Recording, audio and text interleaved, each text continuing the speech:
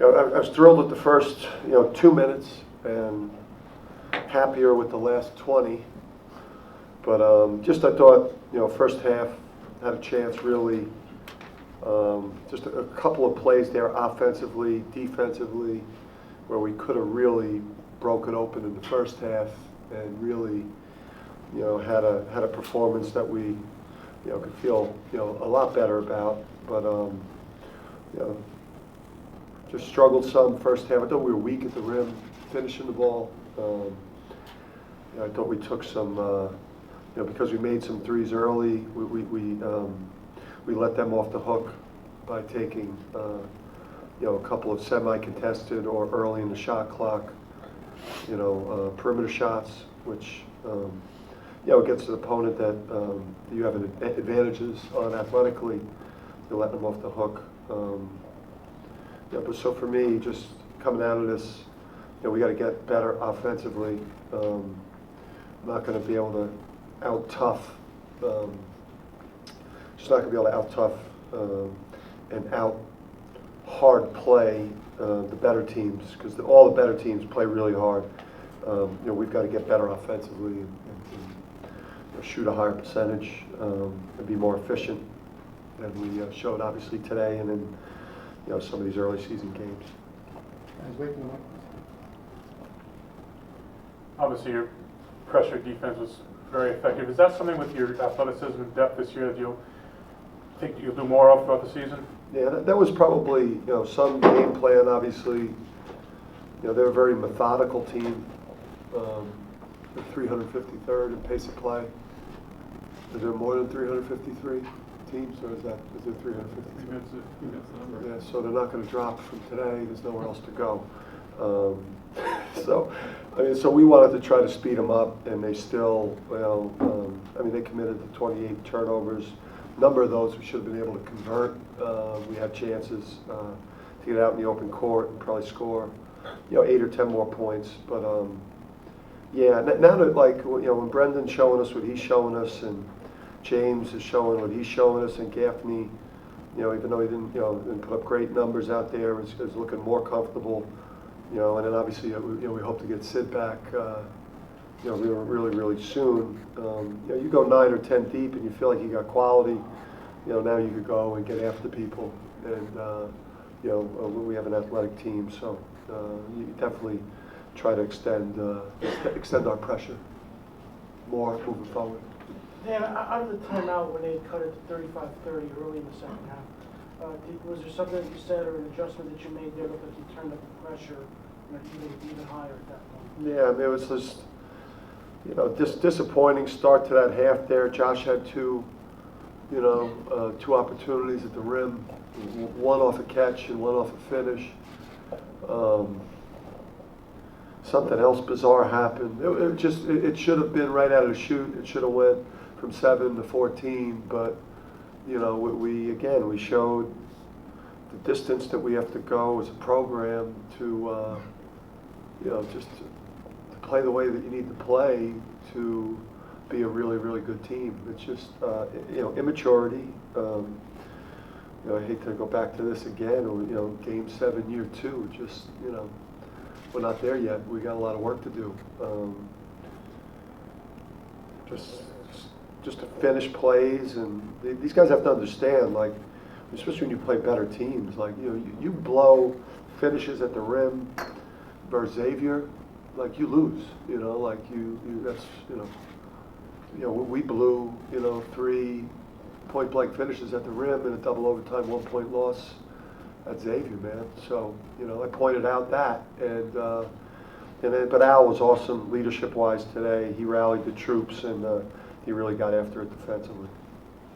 How much better defensively are you since the beginning of the season? I know you really emphasized that and really focused on that in the preseason and going into the season. Yeah, we've made a big jump just in terms of the numbers.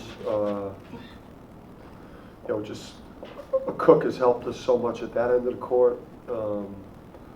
Obviously, just guys, a year more experience where we emphasize it every day. But your only chance, to play in any type of significant way in March is if you're a top 50 defensive team.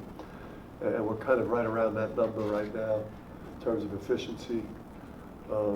I didn't think, you know, I didn't think we were great today. I thought we had some breakdowns, and you know, we'll look at it and get it fixed. Dan, James, do you think he was a little nervous in the first half, playing the first time in front of the home crowd, and the game kind of came to him a little bit more in the second? No, I don't think so. I just, James, he just, it wasn't.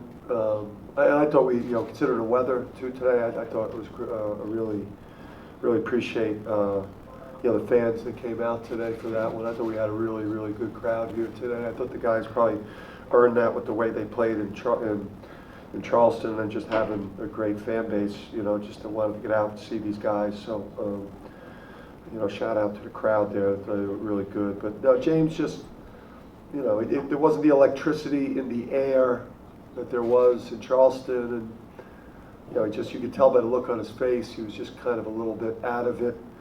And he played so poorly in the first half that he just was a lot more determined. And but he was a little sloppy. And it'll be much better on Wednesday, I promise you. How important was it for Alteric to see the ball go in the basket a little bit? Yeah. Getting good shots, but they haven't fallen for him. But today's 5 for 8. Picked his spots well today. I think that's kind of like that's how we need him to play it. Step into rhythm threes, because Al's a high 30, low 40 3-point shooter if he takes good ones. 2 to 1 or better assist to turnover, pressure the ball, great leadership. That's any one, and that's always a great measure on a point guard. But he settled us down today. Or your job as a point guard is to settle the team down, and I just think he's. Talik's having a great impact on him. I think with just trying to help him in terms of playing that position. How have you liked your sets against zone, not just today, but this season in general? Yeah. Is there room for improvement there? Yeah, definitely. Maine was, if you look at the Ken Palm too, they didn't play possession of zone, I don't think, this year. So we kind of got, a little bit caught there. And then we're kind of searching for who to throw into that high post for a zone, we played Jalen in there a lot last year because he could, obviously, tremendous vision as a passer, could make from in there. And then, Cook's not ready to kind of play in there full time. We're just kind of searching. We tried to run Christian in there. But just in the prep and lead up for this game, we really didn't do a whole lot of zone prep because they didn't play literally one possession of it. We will see a lot of it on Wednesday, so I think you'll see us. I think you'll see us with a lot more quick hitters and a lot more flow at that end. Last year we saw you use a 3-guard starting lineup a lot of times. Do you think we'll see that at any point in the season? I mean, yeah. It definitely could happen, especially if some of those guards have really good size, like a Book Knight, who's almost 6'5", and Brendan, who's 6'4", strong, with another guard. Absolutely, it's a game of skill and athleticism, and you got to be able to shoot and pass to play, in today's game, especially with the way that we want to play it. So definitely. Any update on Sid? How he's doing? Look better, he, there was a lot of, concern about his knee coming out of there. We got like best case scenario news, so, we're hopeful that he'll be able to do more tomorrow. And he was active today in pregame, but just not ready to play. We'll see. We'll have an update probably Tuesday about Iona. He's got a shot at Iona, though, possibly.